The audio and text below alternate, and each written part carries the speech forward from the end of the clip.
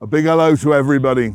I think it's very, very obvious how passionate I am about my carp fishing. I probably spend a lot more time on the lakes than most people do.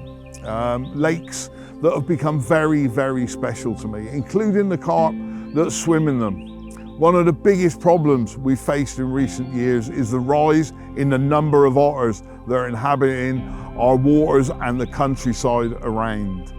Beautiful creatures they are, but they can be a problem taking and eating our heritage fish. We're here today at Elms Angling Society, chat to a couple of local lads about the problems that they've faced here and how the Angling Trust have come to their aid and helped to solve some of those problems.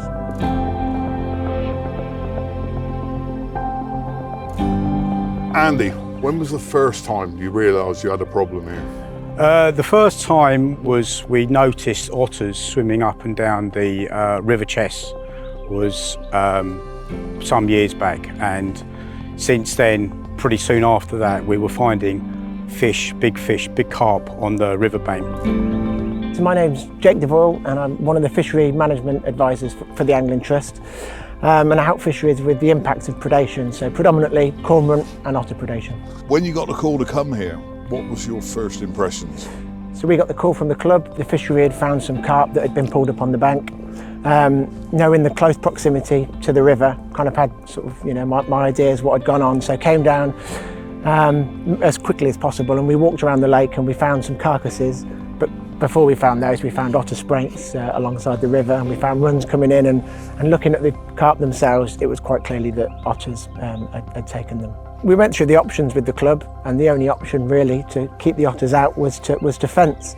And there's money through the Angling Improvement Fund available to help with that, with grants of up to £6,000. And that's rod licence money, fishing sales money that's come directly back into fishing clubs to help anglers directly. The Angling Trust granted us a £6,000 bursary to do the work, which was amazing, because as a club we could not have afforded that. So any fishery across England's eligible to apply, so that can include angling clubs, syndicate venues, commercials, local authorities with that are providing angling opportunities for people.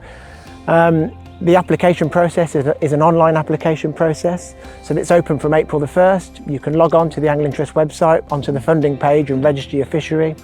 There's guidance all there that talks you through the process step by step. I'd highly recommend you sort of going through that process. It's going to really help you.